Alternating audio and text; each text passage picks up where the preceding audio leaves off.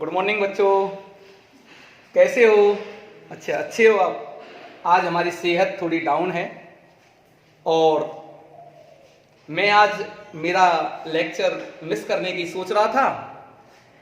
अचानक मुझे कछुए और खरगोश वाली स्टोरी याद आ गई। तो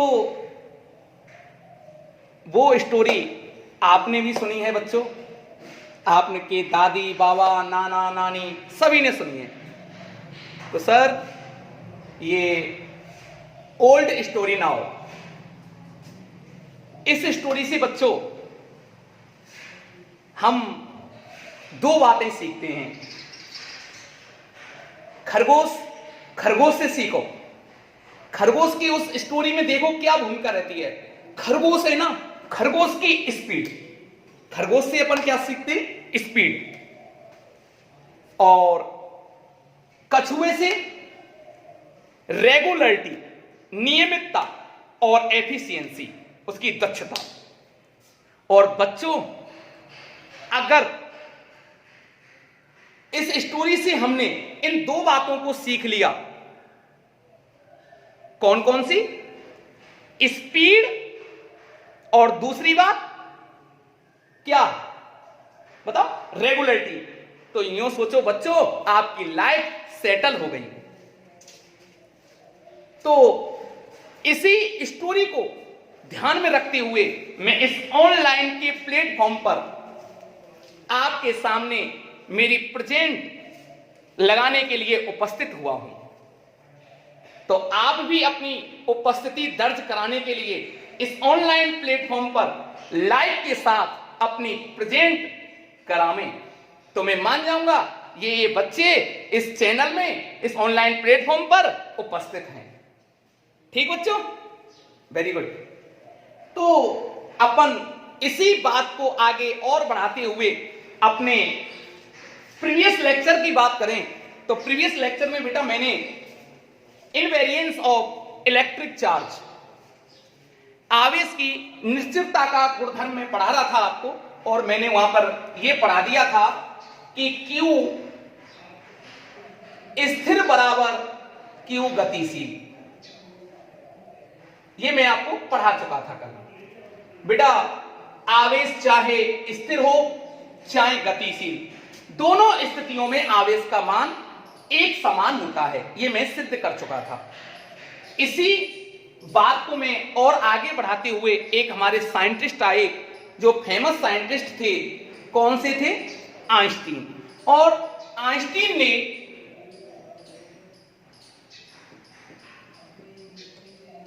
एक रिलेटिव थ्योरी, सापेक्षवाद,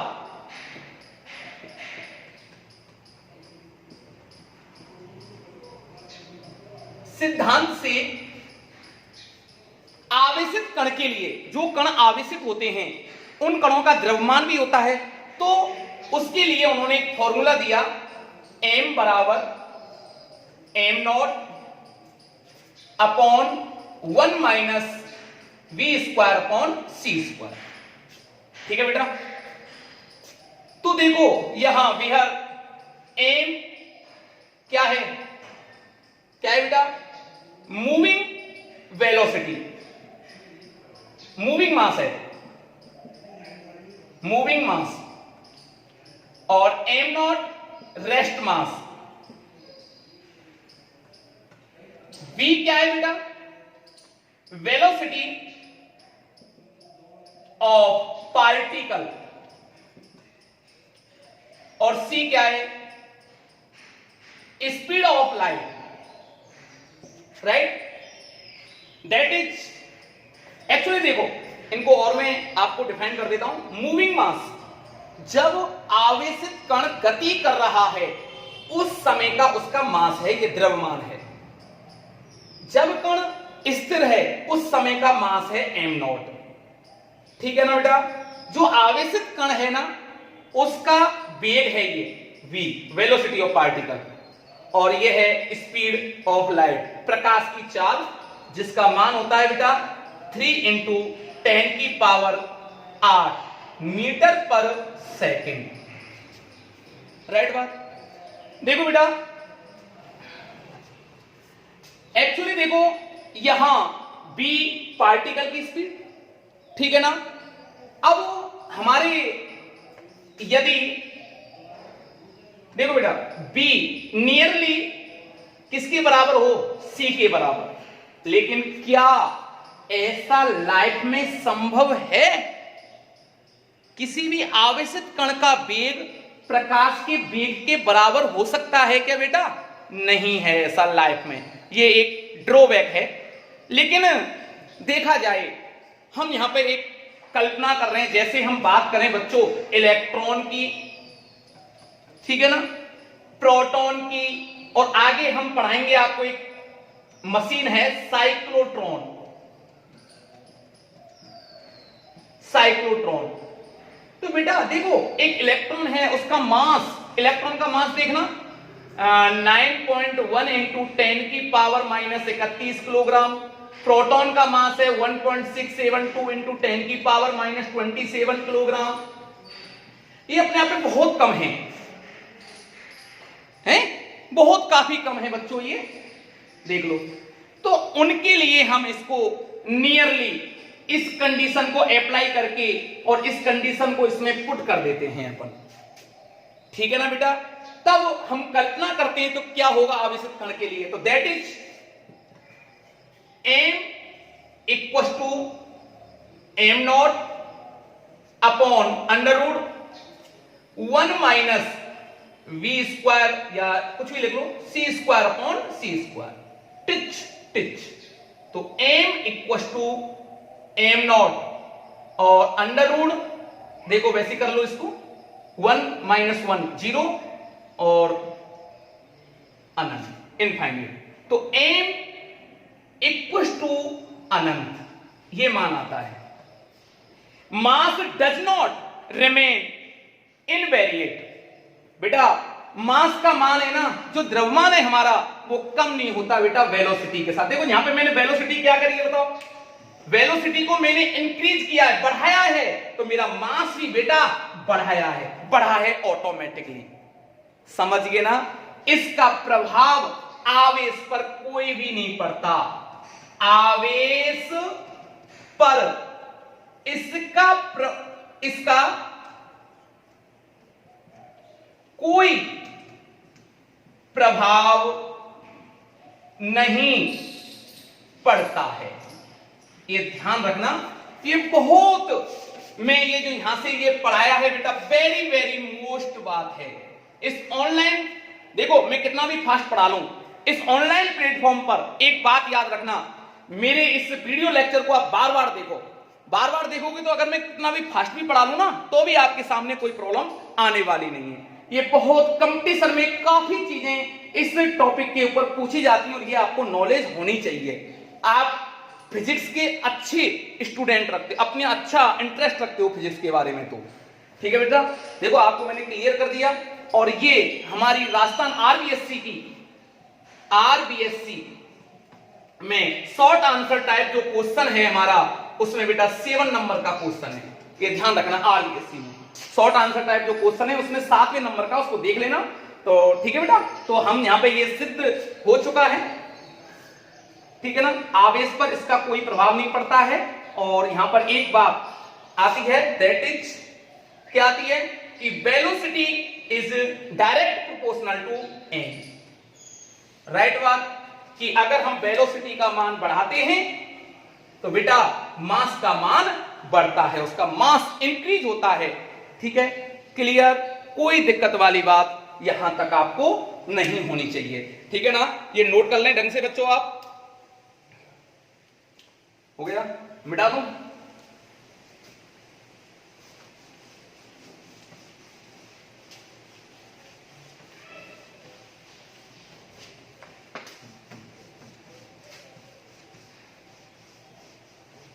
आवेश का अगला गुणधर्म,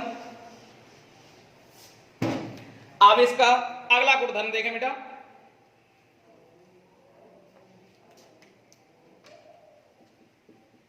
आवेश एक संरक्षित राशि है।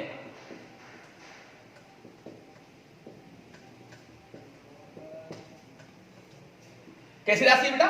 संरक्षित राशि है आवेश। ये अगली प्रॉपर्टी है हमारी, ठीक है ना। हाँ तो देखो बेटा, according to this property,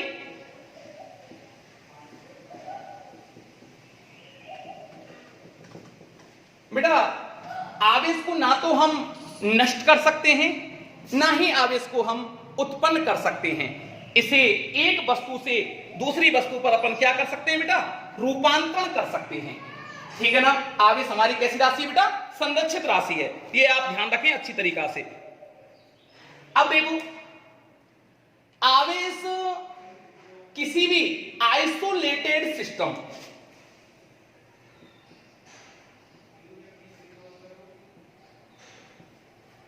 isolated system की बात करें, मतलब विलगित निकाय,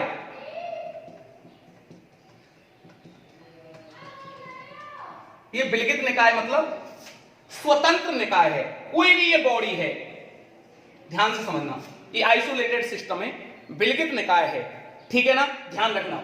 हम इस निकाय की बात करें तो इसमें धनावेश और ऋण आवेश, जितना इसमें धनावेश है, अच्छा कोई भी आइसोलेटेड सिस्टम कैसा होता है, विद्युत उदासीन होता है, ठीक है ना। जितना इसमें धनावेश होगा उतना ही इसमें क्या होगा बेटा, ऋणावेश होगा। राइट बात है कि नहीं बताओ, हैं? अच्छा, तो कुल चार्ज धनावेश और ऋण आवेश का योग क्या होगा, हमेशा हमेशा नियत होता है। कैसा होता है बच्चों, नियत होता है। तो हम लिख सकते हैं, देखो अब मैं क्या लिखूंगा, अकॉर्डिंग दिस प्रॉपर्टी, इस प्रॉपर्टी के अनुसार, इस गुणधर्म के अनुसार, यहां लिखते हैं इस गुणधर्म के अनुसार किसी विलगित निकाय के लिए, समझ गए ना, आइसोलेटेड सिस्टम के लिए हम क्या लिख सकते हैं, सिग्मा क्यू इक्वल टू नियत कांस्टेंट। राइट बात, ये हमारे एक आवेश संरक्षण के नियम को सेटिस्फाई करता है ये लाइन। राइट बात, ठीक है ना। किसी भी स्वतंत्र निकाय में ध्यान रखना, आवेशित नहीं होना चाहिए, आवेशन के लिए नहीं है ये, ठीक है ना। किसी स्वतंत्र निकाय में उस बॉडी का, उस विलगित निकाय का कुल आवेश हमेशा कैसा रहता है बच्चों, संरक्षित रहता, नियत रहता है हमेशा, ठीक है ना। यही आवेश के संरक्षण का नियम है। ओके, इस बात को मैं आगे बढ़ाते हुए ये प्रूफ भी करना चाह रहा हूं, कुछ रिएक्शंस हैं, ठीक है ना, उनके माध्यम से ये सिद्ध भी हो जाएगा। देखो एग्जाम्पल, पहला एग्जाम्पल है, अब देखो युग्म उत्पादन में,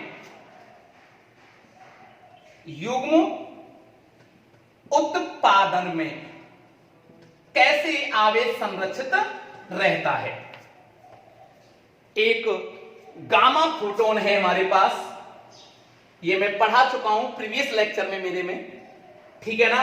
गामा फोटोन, ये गामा फोटोन है बेटा, इसकी ऊर्जा कितनी होती है पता है आपको, E equal to H nu, इतनी ऊर्जा होती है। और ये फोटोन किसी नाभिक से क्रिया करता है। अच्छा ध्यान रखना बच्चों, ये नाभिक से क्रिया कब करेगा, इसकी ऊर्जा कम से कम कितनी होनी चाहिए, 1.02 मेगा इलेक्ट्रॉन वोल्ट। ध्यान रखना, कम से कम इतनी ऊर्जा तो जरूरी है, जब ही किसी ये नाभिक से क्रिया कर पाएगा, ठीक है ना। तो जब ये गामा फोटोन किसी नाभिक से क्रिया करता है तो बेटा ये क्रिया करके उस नाभिक से दो कणों में टूट जाता है। वो कौन कौन से हैं, एक तो इलेक्ट्रॉन और एक पॉजिट्रॉन, ठीक है ना बेटा। ये बात समझ में आनी चाहिए आपकी में, अब बात आती है सर इस बात को बताओ कि इसमें आवेश संरक्षित कैसे रहा। तो देखो अभिक्रिया होने से पूर्व, तो उसे बोल सकते हैं हम क्यू इनिशियल। अभिक्रिया हो रही थी उससे पहले का आवेश कितना है, तो क्यू इनिशियली, तो क्यू आई लिख सकता हूं मैं। गामा फोटोन कैसा होता है, विद्युत उदासीन। कैसा होता है, विद्युत उदासीन। उदासीन होता है तो कोई चार्ज हुआ नहीं हुआ, तो कितना चार्ज बेटा, 0। अब क्यू फाइनली, फाइनल चार्ज बताओ, ये क्या है बताओ बेटा, इलेक्ट्रॉन है। इलेक्ट्रॉन पर चार्ज बोलो 1.6 इंटू 10 की पावर -19 कूलम। ठीक है ना, किसका, माइनस का, माइनस में आ गया ध्यान रखना, प्लस इस पर कितना 1.6 इंटू 10 की पावर -19 कूलम।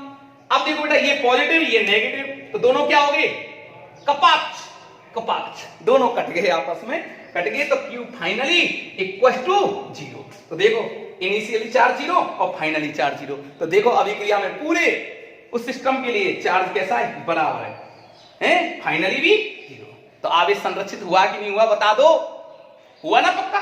चलो पहली रिएक्शन, पहला एग्जांपल। सेकंड एग्जांपल देखें, नोट हो गया, चलें आगे।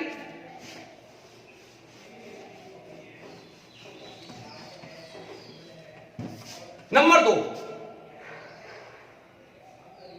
युग्म विलोपन में, विलोपन में। अब देखो बेटा युग्म विलोपन में इलेक्ट्रॉन और पॉजिट्रॉन, अनुकूल परिस्थितियों की बात कर रहे हैं। इलेक्ट्रॉन है एक और एक कौन है, पॉजिट्रॉन।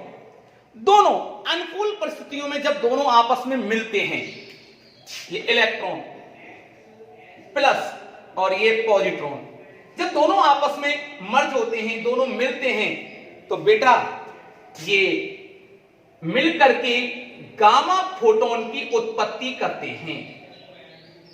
ये ध्यान रखना। अब एक बात ध्यान रखना, इसमें काफी बच्चे मुझसे क्वेश्चन भी करते हैं, पूछते भी हैं, सर एक गामा निकलेगा कि 2 गामा निकलेगा। बेटा ये डिपेंड करता है इनकी ऊर्जा के ऊपर, समझ गए ना बेटा। हाँ तो ये ध्यान रखना, और इसकी ऊर्जा भी कितनी होगी बेटा, वही होगी 1.02 मेगा इलेक्ट्रॉन वोल्ट।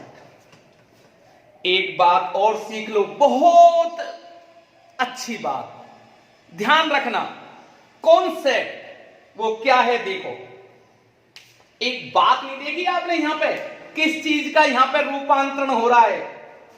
यहां देखो गामा फोटोन क्या है, ये ऊर्जा है, और ऊर्जा से मुझे क्या मिला, किसमें रूपांतरण हुआ ऊर्जा का बेटा, द्रव्यमान में। ऊर्जा का रूपांतरण किसमें हुआ है, द्रव्यमान में। देखो इलेक्ट्रॉन और पॉजिट्रॉन, सर सही कह रहे हो आप। और यहां पर देखना द्रव्यमान का किसमें रूपांतरण हुआ है बेटा, ऊर्जा में। तो देखो यहां पर द्रव्यमान ऊर्जा रूपांतरण समीकरण का पालन होता है।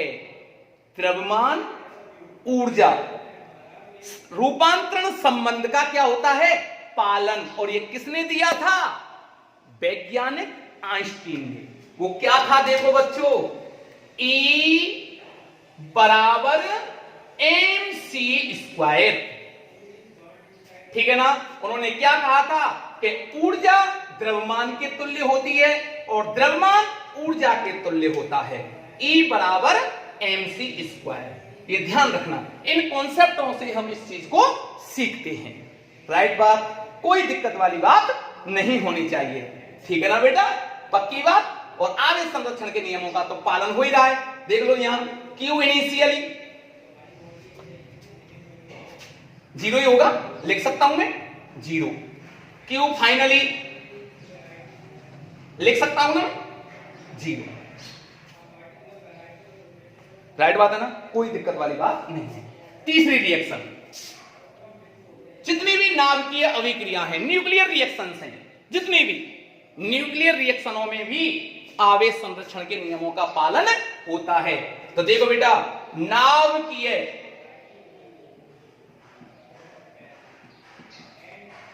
सभी क्रियाओं में, बशर्ते वो बैलेंस होनी चाहिए। ठीक है ना?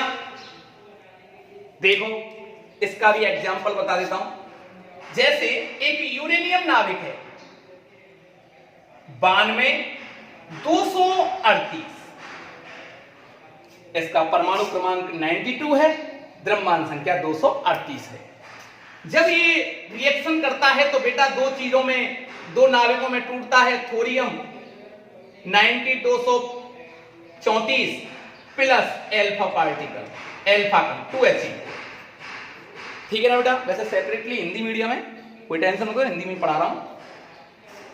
92 इंग्लिश मीडियम में इंग्लिश में बात चलती है, कभी कभी कोई टर्मिनोलॉजी हो जाए तो कोई दिक्कत नहीं है, उसको पूछ सकते हो। वैसे मैं अब हिंदी पे ही आ गया। 92,238 मतलब 238, ये रिएक्ट होकर क्या करता है बेटा? थोरियम और एल्फा कण बनाता है। ठीक है ना? अल्फा पार्टिकल में टूटता है। अब देखो बैलेंस है ना, पहले तो ये देखना पड़ेगा रिएक्शन क्या होनी चाहिए, बैलेंस होनी चाहिए। राइट बात? इधर देखो 92, 90 और 2 92।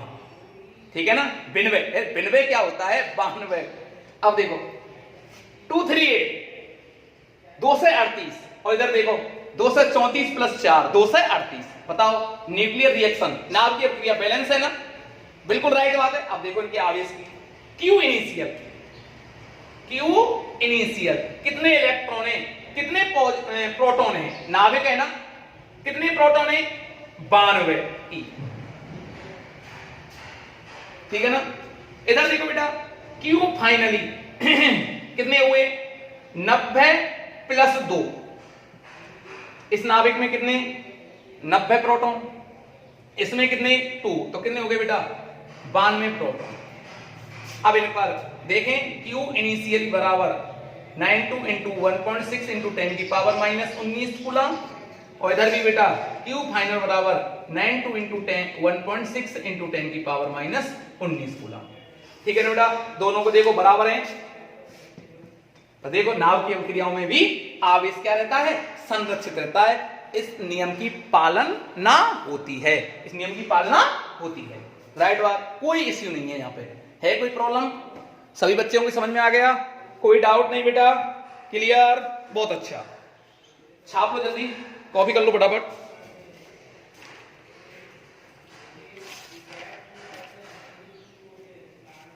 हो गया?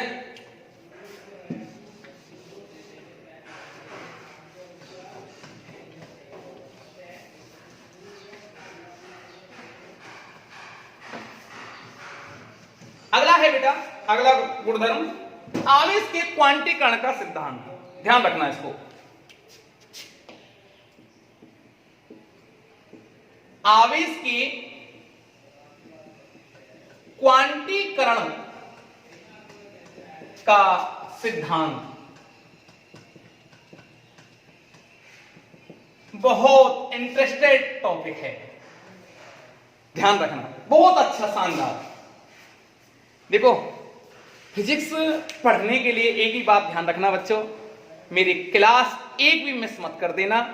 फिजिक्स का तो ऑटोमेटिकली आप हीरो बन जाओगे, लेकिन क्लास आपको रेगुलर लेनी है बेटा। ठीक है ना? आवेश के क्वांटीकरण का सिद्धांत। देखो इस बात को क्वांटाइजेशन ऑफ इलेक्ट्रिक चार्ज, तो इसका ये सिद्धांत कैसे समझोगे? बहुत एग्जांपल दे रहा हूं, बहुत शानदार तरीका का। देखें हमारे इस देश में भारतीय मुद्रा क्या है? भारतीय मुद्रा क्या है बताओ? भारतीय मुद्रा के बारे में बताओ आप, क्या है? रुपया। रुपया है भैया।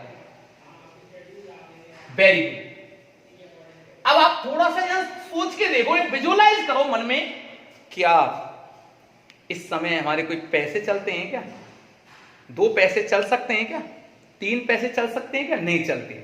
हम कोई भी अपनी मनी काउंट करते हैं तो वो रुपयों में करते हैं, इस भारत के अंदर, इस इंडिया के अंदर।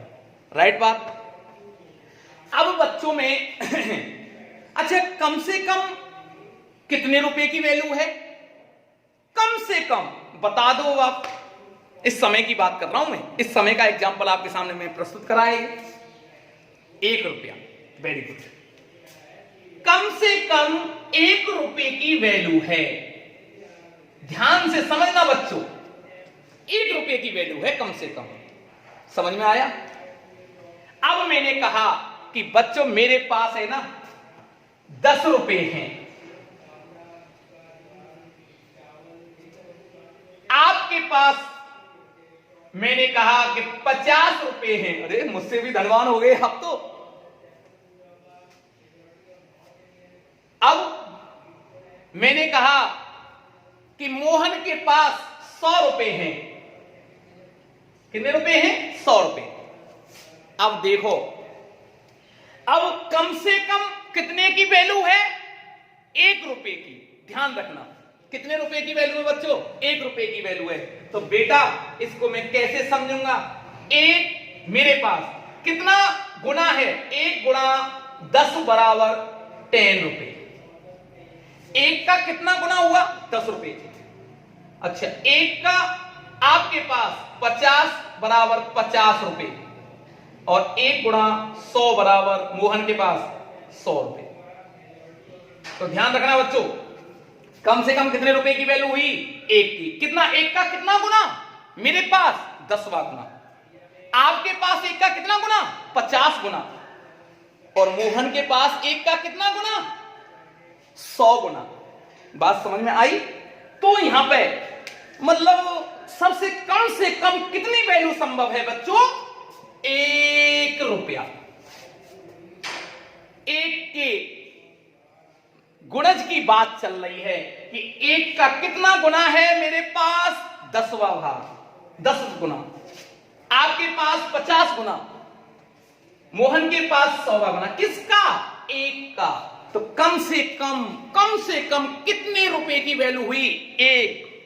और 1 हुआ न्यूनतम मान। तो बेटा किसी वस्तु पर कम से कम जो मान संभव है, उस निश्चित न्यूनतम मान को ही हम आवेश का क्वांटम सिद्धांत कहते हैं।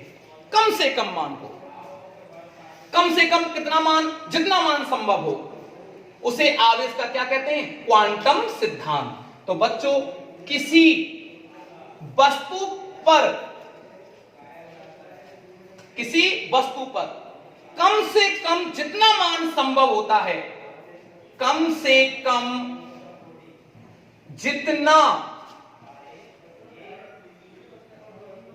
आवेश संभव हो उसे आवेश का क्वांटम, उसे आवेश की क्वांटम प्रकृति कहते हैं। राइट बात, ध्यान रखना भैया। किसी वस्तु पर कम से कम जितना आवेश संभव हो कम से कम, उसे आवेश की कौन सी प्रकृति कहते हैं बेटा? क्वांटम प्रकृति। और एक साइंटिस्ट थे मिलीकन। कौन से वैज्ञानिक थे? मिलीकन। और उनका एक फेमस प्रयोग था, कौन सा?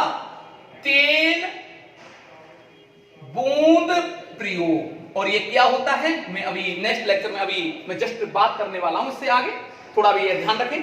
तेल बूंद प्रयोग इनका ये फेमस प्रयोग था, और इससे इन्होंने सिद्ध कर दिया कि इलेक्ट्रॉन पर कम से कम आवेश, इलेक्ट्रॉन का कितना संभव है? 1.6 × 10⁻⁻⁹ कूलाम। कम से कम इतना मान संभव है इलेक्ट्रॉन का। नहीं आई समझ में? कितना संभव है बेटा इलेक्ट्रॉन का कम से कम मान? 1.6 × 10⁻⁻⁹ कूलाम। कौन से प्रयोग से? तेल बूंद प्रयोग से। मिलीकन ने बताया था, यह सिद्ध कर दिया था ना। तो बच्चों, तो किसी वस्तु, अब बताओ इतना मान संभव है? राइट बात समझ में आई आपकी में? तो देखो इसके आधार पर तो किसी वस्तु पर जब आवेश का मान क्या हो सकता है? 1 E, इतना मान संभव हो सकता है, या 2E, या 3E .NE। और N क्या है? यहां N क्या है बेटा? पूर्णांक संख्या। इंटीजर क्या हुआ? पूर्णांक संख्या है, ठीक है ना बेटा? Integer multiple, okay. इसका मान 1, 2, 3, 4 डॉट डॉट। अब देखो, हम क्वांटीकरण का सिद्धांत पढ़ रहे हैं, तो किसी वस्तु पर मान लो एक इलेक्ट्रॉन आया तो कौन सा आवेश आएगा? नेगेटिव। और एक इलेक्ट्रॉन गया तो कौन सा आवेश आएगा? धनावेश। तो बेटा एक और हो गया इसमें, या तो जा रहा है इलेक्ट्रॉन तो कौन सा आवेश? धनावेश, और आ रहा है तो इलेक्ट्रॉन माइनस। तो ये प्लस माइनस और प्लस माइनस, ठीक है ना? तो ये संभव मान है इलेक्ट्रॉन के। कौन से मान है बेटा? संभव मान। ये बात समझ में आनी चाहिए। तो इसी के आधार पर हमारा जर्नल सूत्र बन गया Q बराबर प्लस माइनस Ne। ये संभव मान है इलेक्ट्रॉन के, ठीक है ना बेटा? और ये पूर्णांक संख्या हो गई, इसकी वैल्यू ये होगी। राइट बात? प्लस माइनस कैसे आ गया आपकी समझ में आ गई होगी। अगर प्लस, हाँ अभी और बता दूंगा मैं। जैसे ये कोई सिस्टम है, कोई बॉडी है, इससे अगर इलेक्ट्रॉन जा रहा है, इलेक्ट्रॉन इससे निकला तो कौन सा आवेश आएगा बताओ बॉडी पर? धनावेश। और अगर इलेक्ट्रॉन इस पर आ रहा है, इलेक्ट्रॉन आया है तो कौन सा आवेश आएगा? ऋणावेश। अच्छा, जाता है इलेक्ट्रॉन, इससे इलेक्ट्रॉन जाएगा तो द्रव्यमान में क्या होगी? कमी होगी। द्रव्यमान में कमी। और इलेक्ट्रॉन आया है तो बॉडी के द्रव्यमान में क्या होगी? द्रव्यमान में वृद्धि होगी। लेकिन बच्चों ध्यान रखना, इलेक्ट्रॉन का द्रव्यमान मैंने आपको बता दिया था। थोड़ी सी इस बात को मैं थोड़ा सा आगे बढ़ा रहा हूं आपकी नॉलेज के लिए, एक्स्ट्रा नॉलेज के लिए। 9.1 × 10⁻³ किलोग्राम होता है। ये अपने आप में बहुत कम वैल्यू है, लेकिन ठीक है बेटा, हम जर्नली न्यूमेरिकल करते हैं तो वैसे हम इस बात को, इस लाइन को हम कंसीडर करके न्यूमेरिकल करते हैं। हालांकि मैं उसमें इलेक्ट्रॉन के द्रव्यमान की भूमिका ना भी रखूं तो भी कोई दिक्कत नहीं है, क्योंकि इसका अपने आप में द्रव्यमान बहुत कम है। तो इसको कोई भी न्यूमेरिकल करते समय इस वैल्यू को मैं नगण्य भी मान सकता हूं। समझ में आई ना बेटा? तो ये नगण्य परिवर्तन होता है द्रव्यमान में। लेकिन ध्यान रखना, जितने भी हमारे कंपटीशनों में क्वेश्चन आते हैं तो उसमें तो हम कंसीडर करते हैं। एक नॉलेज के लिए मैंने एक्स्ट्रा आपको बता दिया है। अच्छा, इलेक्ट्रॉन पर ये मान संभव है। कौन कौन से मान संभव नहीं है? तो Q बराबर plus minus 1/2E comma plus minus √3E dot dot dot. ये मान संभव नहीं हो सकते। जैसे ये क्या आया? 8.5E। जैसे और इसको मैं क्लियर करूं, Q बराबर, एक बार दिख नहीं रहा होगा शायद आपको,